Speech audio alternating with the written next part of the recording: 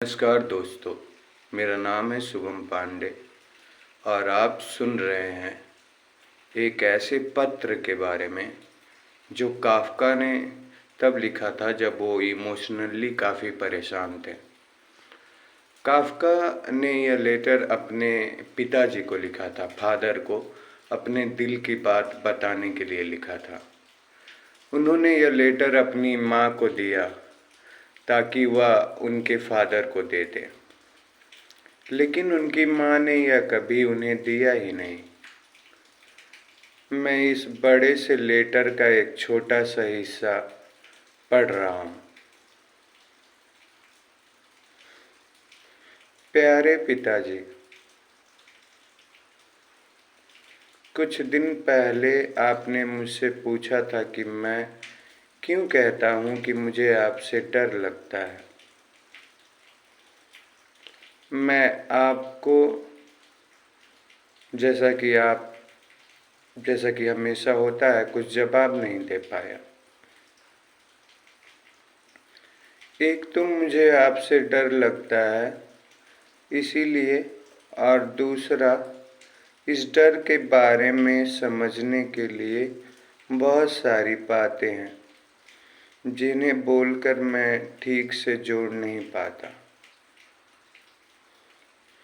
अब मैं यहाँ लिखकर जवाब देने की कोशिश कर रहा हूँ, पर यह भी बहुत अधूरा ही होगा क्योंकि लिखते वक्त भी डर और उसका असर मुझे रोकता है।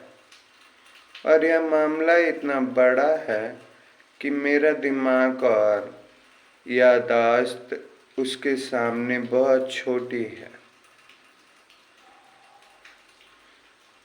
आपको ये बात हमेशा से बहुत सीधी और आसान लगी है, कम से कम जब आप मेरे सामने या औरों के सामने इसके बारे में कहा है। आपको लगता है कि बात कुछ ऐसी है कि आपने पूरी जिंदगी बहुत मेहनत की, सब कुछ अपने बच्चों के लिए किया, सबसे ज़्यादा मेरे लिए कुर्बानी दिया,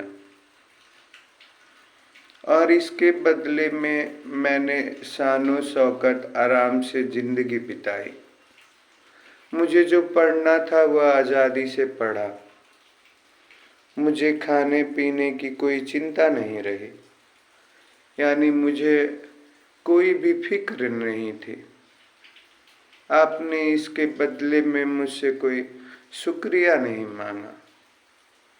आप जानते हैं बच्चों की कदरदानी कैसे होती है, लेकिन फिर भी आप चाहते थे कि मैं थोड़ा आपका साथ दूं, थोड़ा तो अपनापन दिखाऊं, थोड़ा तो हमदर्दी दिखाऊं, लेकिन उसकी बजाय मैं हमेशा आपसे दूर ही रहा, अपने कमरे में, किताबों में, अजीब दोस्तों में, बेतुकी बातों में।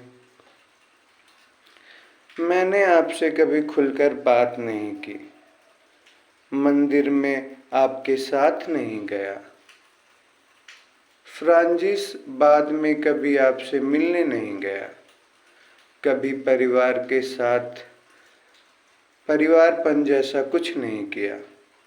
आपके बिजनेस या दूसरे कामों की मुझे कोई फिक्र नहीं रही। कारखाना आपने मुझे दिया और फिर मैंने आपको छोड़ दिया। कोटला के दिन में मैंने उसका साथ दिया, और जहां आपके लिए कुछ भी नहीं करता, यहाँ तक कि आपको एक थिएटर की टिकट भी नहीं लाता था, वहीं दोस्तों के लिए सब कुछ करता हूँ। अगर आप मेरा पूरा हाल देखें तो आपको लगेगा कि मैं कोई बहुत बुरा या बेहुदा काम तो नहीं करता। शायद मेरी शादी की आखिरी कोशिश को छोड़कर, लेकिन मैं ठंडा हूँ, अजनबी हूँ, कदरदान नहीं हूँ, और आप ये ऐसे कहते हैं जैसे ये सब मेरी ही गलती है। पिताजी, जैसे मैं थोड़ा सा बदल जाता तो सब कुछ ठीक हो जाता, और आपकी कोई गलती नहीं है, बस यही कि आप मेरे लिए बहुत अच्छे थे। आपकी यह बात मैं बस इतनी सही मानता हूँ कि मैं भी मानता हूँ कि हमारी दूरियां आपकी वजह से नहीं हुई हैं, लेकिन वैसे ही मेरी भी कोई गलती नहीं है पिताजी। अगर मैं आपको ये बात समझा पाऊँ तो कोई नई जिंदगी तो शुरू नहीं हो सकती। हम दोनों अब बहुत बूढ़े हो गए हैं, लेकिन शायद थोड़ी शांति मिल जाए। आपकी लगातार डांट फटकार थोड़ी कम हो जाए। पिताजी, जो मैं कहना चाहता हूँ उसकी आपको थोड़ा बहुत अंदाजा है। यह बात अजीब है, जैसे आपने मुझसे हाल में ही कहा था, मैंने हमेशा तुझसे प्यार किया है, भले ही तूने मुझसे वैसा बर्ताव नहीं किया जैसा दूसरे बाप करते हैं, क्योंकि मैं झूठ मूठ का दिखावा नहीं कर सकता। पिताजी, मैंने कभी आपकी भलाई पर शक नहीं किया, लेकिन ये बात मुझे सही नहीं लगती। आप सच में दिखावा नहीं कर सकते, ये बात ठीक है, लेकिन सिर्फ इसी वजह से ये मान लेना कि दूसरे बाप झूठा दिखावा करते हैं, यहाँ या तो आपकी जिद है या और मुझे तो सच में यही लगता है। यह छुपी हुई बात ही हमारे बीच कुछ ठीक नहीं हुई है, और इसमें आपकी भी थोड़ी हिस्सेदारी है, लेकिन बिना आपकी गलती के। अगर आप सच में यही मानते हैं तो फिर हम दोनों एक जैसी सोच रखते हैं। मैं ये नहीं कहता कि मैं जैसा हूँ सिर्फ आपकी वजह से ही ऐसा बन गया हूँ, यह कहना बहुत ज़्यादा हो जाएगा, और मैं अक्सर ऐसा ज़्यादा ही सोचता हूँ। हो सकता है कि अगर मैं आपके असर से बिल्कुल आज़ाद भी पड़ा होता, तभी मैं आपके मन का इंसान न बन पाता। शायद मैं फिर भी कमज़ोर, डरपोक, हिचकिचाने वाला, बेचैन इंसान ही बनता, न कि रॉबर्ट कॉफ या कार्ल हरमन। पर फिर भी मैं आज जैसा हूँ उससे अलग होता, और शायद हम दोनों बहुत अच्छे से रह सकते थे। मैं खुश रहता अगर आप मेरे दोस्त, मेरे बॉस, मेरे चाचा, मेरे दादा, यहाँ तक कि थोड़ा सोच कर ही सही मेरे ससुर होते। बस एक बाप के रूप में आप मेरे लिए बहुत ताकतवर थे, बहुत सख्त थे, खासकर क्योंकि मेरे भाई बचपन में ही मर गए, बहनें बहुत बाद में आईं, और इसीलिए मुझे पहला झटका अकेले ही सहना पड़ा। मैं इसके लिए बहुत कमज़ोर था पिताजी। अब हम दोनों को देखिए पिताजी, मैं अगर सीधे कहूँ तो लोभी जैसा हूँ, जिसमें थोड़ा बहुत काफ्का का रंग है, पर मुझे काफ्का जैसा जीवन व्यापार या जीतने की इच्छा नहीं चलाती, बल्कि लोभी जैसा कुछ चुपचाप डरपोक अलग दिशा में धकेलता, और वह भी अक्सर रुक जाता है। पिताजी, अब दूसरी तरफ एक सच्चे काफ्का है। ताकत, सेहत, खाने की चाह, ऊंची आवाज़, बोलने की कला, आत्मसंतोष, दुनिया पर हावी रहने की सोच, मेहनत, समझदारी, लोगों को पहचानने की काबिलियत और कुछ बड़े दिल वाले गुण के साथ। और हाँ, इन्हीं खूबियों के साथ कुछ कमजोरियां भी हैं पिताजी, जिसमें आपका गुस्सा और मिजाज भी शामिल है। हो सकता है आप पूरी तरह काफ्का ना हो, खासकर अपने दुनिया देखने के नज़रिए से, जितना कि चाचा फिलिप लुडविक हेनरिक थे। यह बात अजीब है पिताजी, मैं भी पूरी तरह साफ नहीं देख पा रहा। वे सब मुझसे ज़्यादा खुशमिजाज, आज़ाद, हल्के फुल्के, कम सख्त थे। वैसे ये आदत मैंने भी आपसे बहुत पाई है, उससे और भी ज़्यादा अपना लिया है। बस मेरे अंदर वो संतुलन नहीं है पिताजी, बैलेंस नहीं है जो आपके अंदर है। शायद आपकी राशि तुला है, लेकिन दूसरी तरफ आप भी अलग अलग समय में अलग अलग थे। शायद आप पहले ज़्यादा खुश रहते थे, जब तक आपके बच्चे, खासकर मैं, आपको निराश और घर में परेशान नहीं करते थे। अगर कोई बाहर वाला आता तो आप अलग होते, और शायद आप फिर से थोड़े खुश हो गए,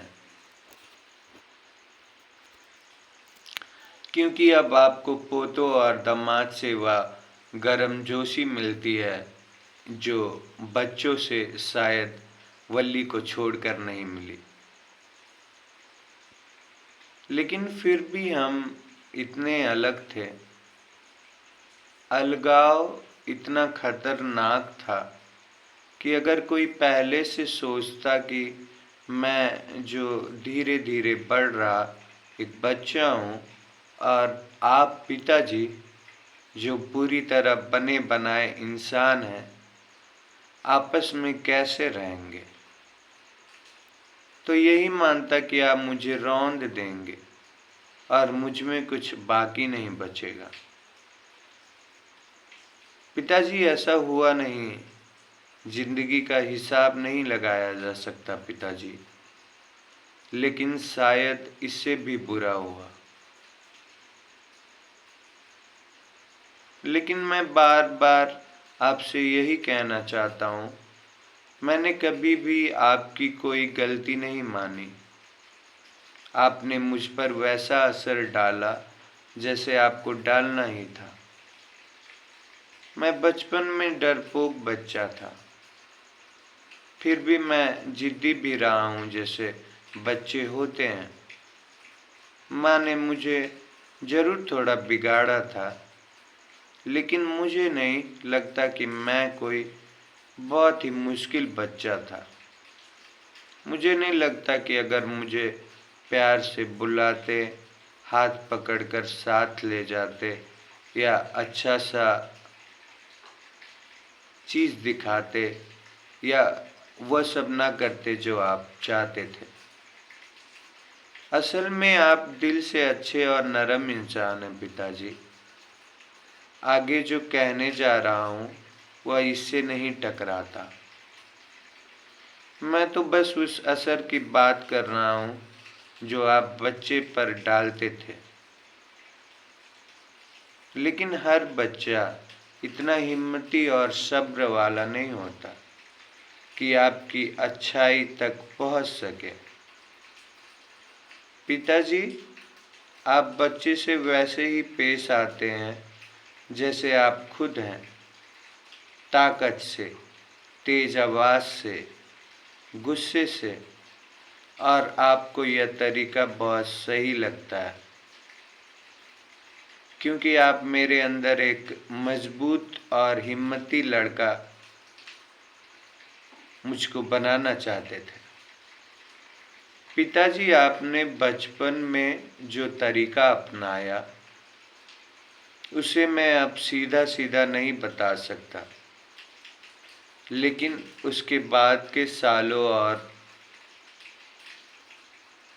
फीलिंग्स के साथ साथ आपके बर्ताव में समझ सकता हूँ। इसके साथ यह भी याद रखना चाहिए कि तब आप जवान थे पिताजी, ज़्यादा जोशीले, ज़्यादा बेपरवाह, और ऊपर से आपका पूरा ध्यान सिर्फ बिजनेस में था। दिन में शायद ही कभी मेरे पास होते थे, इसीलिए जब भी आप दिखते थे मुझ पर गहरा असर डालते थे। पिताजी, जो कभी भी आम बात नहीं बन पाया। मुझे बचपन के सालों में सीधा सिर्फ एक बात याद है पिताजी, शायद आपको भी वह याद हो। एक बार मैं रात को बार बार पानी मांग रहा था, जरूर प्यास की वजह से नहीं, थोड़ा तंग करने के लिए, थोड़ा खेलने के लिए। जब आपकी डांट फटकार से भी मैं नहीं माना तो आपने मुझे बिस्तर से उठाया, मुझे बाहर बालकनी में ले जाकर बंद दरवाजे के सामने थोड़ी देर के लिए अकेले मेरी कमीज में खड़ा कर दिया। मैं यह नहीं कहता कि आपने गलत किया, शायद उस वक्त रात की शांति के लिए यह तरीका बचा था, लेकिन मैं इसे आपके सिखाने के तरीके और उनके मुझ पर असर को बताना चाहता हूँ पिताजी। उसके बाद मैं शायद कहना मानने लगा था, लेकिन मेरे अंदर इससे एक डर बैठ गया था। मुझे जो बिना वजह पानी मांगना आसान लगता था और जो बाहर निकाल देना बहुत डरावना था, इन दोनों बातों को मैं अपने मन में कभी मिला ही नहीं पाया। सालों बाद भी मुझे यह डर लगता था कि वह बड़ा आदमी, मेरा बाप, सबसे बड़ी ताकत, बिना किसी खास वजह से आ सकता है और रात को मुझे बिस्तर से उठाकर बालकनी में एक कमीज में छोड़ सकता है और मैं उसके लिए कुछ भी नहीं हूँ। यह तो बस छोटी सी शुरुआत थी, लेकिन यहाँ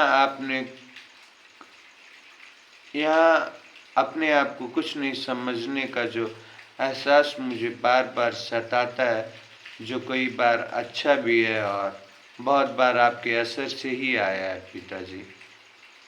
मुझे थोड़ा हौसला, थोड़ा प्यार,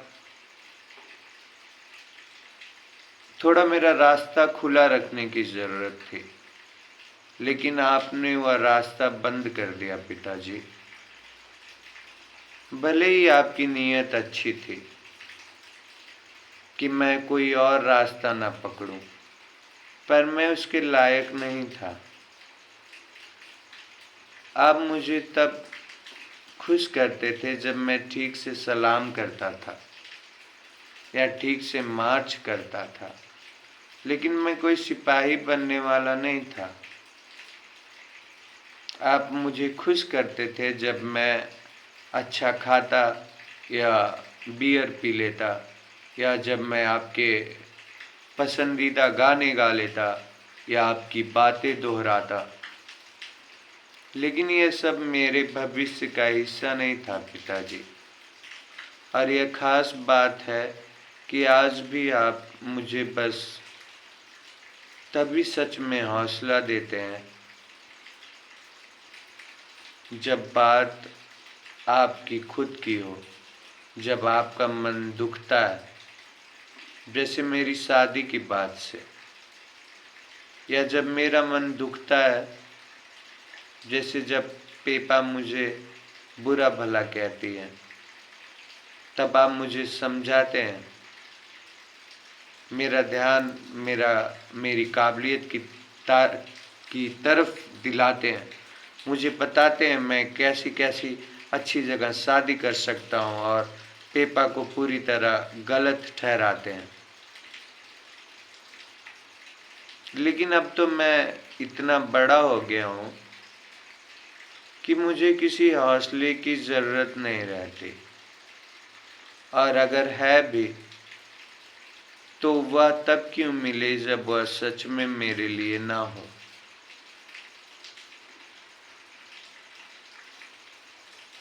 उस वक्त और हर वक्त मुझे आपकी हिम्मत बढ़ाने की सबसे ज़्यादा ज़रूरत थी पिताजी। पिताजी, मैं तो पहले ही आपके सिर्फ शरीर से दबा हुआ महसूस करता था।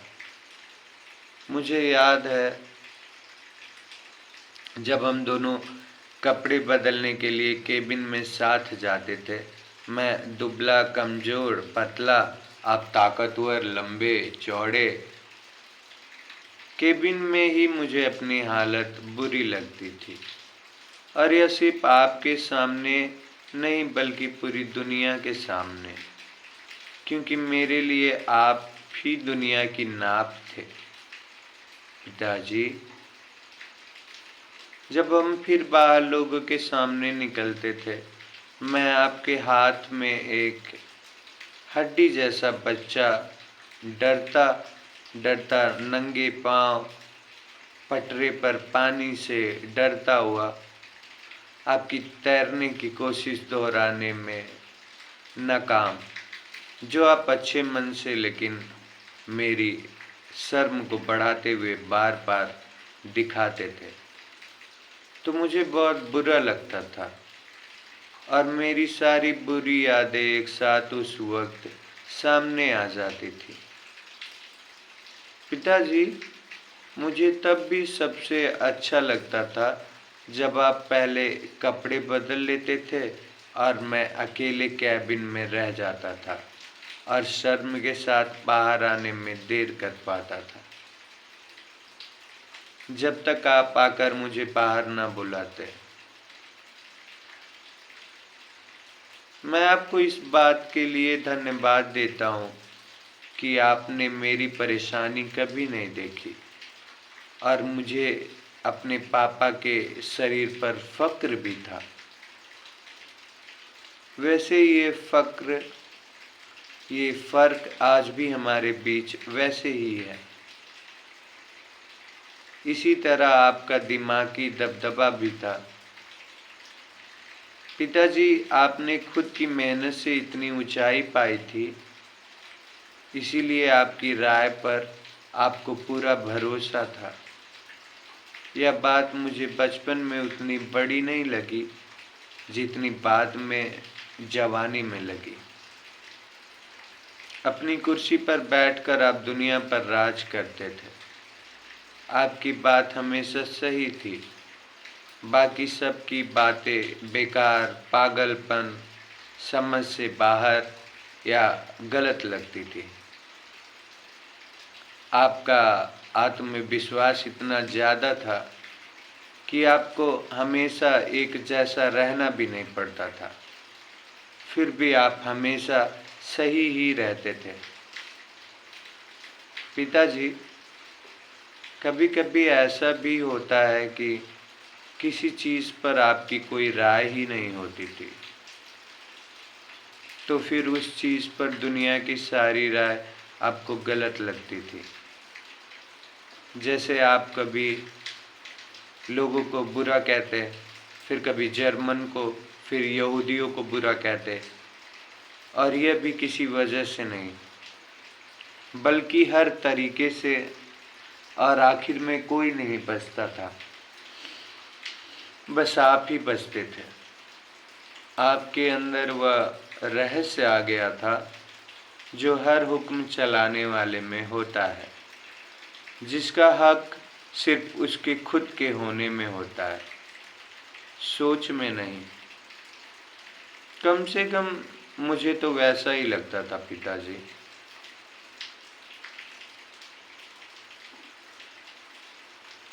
यह बात सिर्फ सोच तक ही नहीं है, लोगों तक भी थी। बस मुझे किसी इंसान में थोड़ा सा भी दिलचस्पी हो जाती, वैसे ये मेरे स्वभाव की वजह से बहुत कम होता था, तब भी आप मेरी भावनाओं की परवाह किए बिना, मेरी समझ का भी लिहाज किए बिना उस इंसान की बुराई करने लगते, उसे गलत ठहराने लगते, उसकी बेइज्जती करने लगते। पिताजी सीधे साधे मासूम लोग जैसे यहूदी एक्टर लोभी इसका शिकार होते थे। बिना उसे जाने आपने उसकी तुलना ऐसे गंदे कीड़े से कर दी जो मुझे अभी भी याद नहीं, और वैसे ही जैसे उन लोगों के लिए जो मुझे प्यारे थे। आपके पास हमेशा वह कहावत याद रहती थी, कुत्ते और पीसू वाली। मुझे वह एक्टर इसीलिए ज़्यादा याद है क्योंकि आपकी बात सुनकर मैंने अपने आप से लिखा था, या देखो मेरे पापा मेरे दोस्त जिसे वह जानते भी नहीं उसके बारे में ऐसा बोलते हैं, सिर्फ इसलिए क्योंकि वह मेरा दोस्त है। मैं ये बात हमेशा याद रखूँगा और वह मुझे प्यार या शुक्रिया न करने का ताना देंगे। मुझे हमेशा यही समझ नहीं आया कि आपको कभी भी एहसास नहीं हुआ कि आपके शब्दों और फैसलों से मुझे कितना दुख और शर्मिंदगी होती थी, जैसे आपको अपनी ताकत का कोई अंदाज़ा ही नहीं था। हाँ, मैंने भी आपको कई बार बातों से दुख दिया होगा, लेकिन मुझे हमेशा पता था, मुझे खुद भी दुख होता था, लेकिन मैं अपने आप को रोक नहीं पाता था पिताजी। वह शब्द वापस नहीं ले पाता था और बोलते ही पछताता भी था, लेकिन आप तो बस सीधा बोल देते थे। पिताजी, किसी को भी कोई दुख नहीं होता था, न आपको उस वक्त न बाद में। आपके सामने हर कोई बिल्कुल मजबूर होता था। आपकी सारी परवरिश ऐसी ही थी। मुझे लगता है आपके अंदर बच्चों को सिखाने की ताकत है। आपके जैसे इंसान को आप ज़रूर अच्छा बना सकते थे। वह इंसान आपकी बात की समझ रखता, बाकी किसी की परवाह नहीं करता और आपके कहे अनुसार काम करता। लेकिन मेरे लिए बचपन में हर बात जैसे भगवान का आदेश थी पिताजी। मैं उसे कभी भूलता नहीं था। वह मेरे लिए दुनिया को समझने का सबसे बड़ा तरीका बन जाती थी, खासकर आपको समझने का, और इसमें आप पूरी तरह फेल हो जाते थे, क्योंकि बचपन में मैं आपके साथ सबसे ज़्यादा खाना खाते वक्त ही होता था। इसीलिए आपकी सिखाई गई बातें भी खाने की मेज़ पर सही तरीके से पेश आने की बातें ही थी। जो भी कुछ खाने को आया हो उसे ख़त्म करना था। खाने की तारीफ या बुराई नहीं करनी थी। पर आप कई बार खाना खराब बताते थे, उसे जानवरों का खाना कहते थे। खाना बनाने वाली को जानवर कहते थे। आप अपनी भूख और पसंद के हिसाब से सब कुछ जल्दी जल्दी गर्मा गर्म और बड़े बड़े टुकड़ों में खाते थे। इसीलिए बच्चों को भी जल्दी करना पड़ता था। मेज पर चुप्पी रहती थी, बस बीच बीच में आपकी बातें आती। पहले खा फिर बोल, या जल्दी जल्दी खा।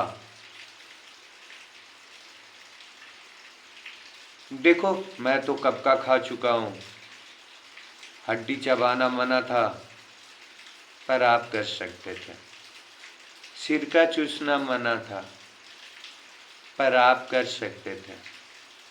सबसे जरूरी बात थी कि रोटी सीधी काटो, लेकिन आप उसे सॉस लगे चाकू से भी काट लेते थे, कोई बात नहीं। ध्यान रखना था कि खाना जमीन पर ना गिरे, ध्यान रखना था। लेकिन सबसे ज्यादा खाना आपकी तरफ गिरा होता था। मेज पर बस खाना खाना था, लेकिन आप अपने नाखून काटते, पेंसिल छीलते, दांत से कान साफ करते, पेंसिल छीलते। हाँ, इससे मेरी दुनिया 3 हिस्सों में बट गई थी पिताजी। एक जहां मैं रहता था गुलाम की तरह, ऐसे नियमों के नीचे जो सिर्फ मेरे लिए बनाए गए थे और जिन्हें मैं पता नहीं क्यों कभी पूरा नहीं कर पाता। दूसरा, आपकी दुनिया, जो मेरी दुनिया से बहुत दूर थी, जहां आप रहते थे, हुक्म देते थे और न मानने पर नाराज होते थे। और तीसरा, बाकी लोग जो आज़ादी और खुशी से रहते थे, जिन पर कोई हुक्म और आज्ञा नहीं थी। मैं हमेशा शर्म में रहता था, या तो आपके कहे को मानता तो भी शर्म थी, क्योंकि वह नियम तो सिर्फ मेरे लिए थे, या मैं जिद करता तो भी शर्म थी, क्योंकि मैं आपका विरोध कैसे कर सकता था पिताजी, या मैं आपकी बात मान नहीं पाता, क्योंकि मेरे पास आपकी ताकत, भूख या होशियारी नहीं थी पिताजी। फिर भी आप मुझसे वह सब उम्मीद करते थे। यही सबसे बड़ी शर्म वाली बात थी।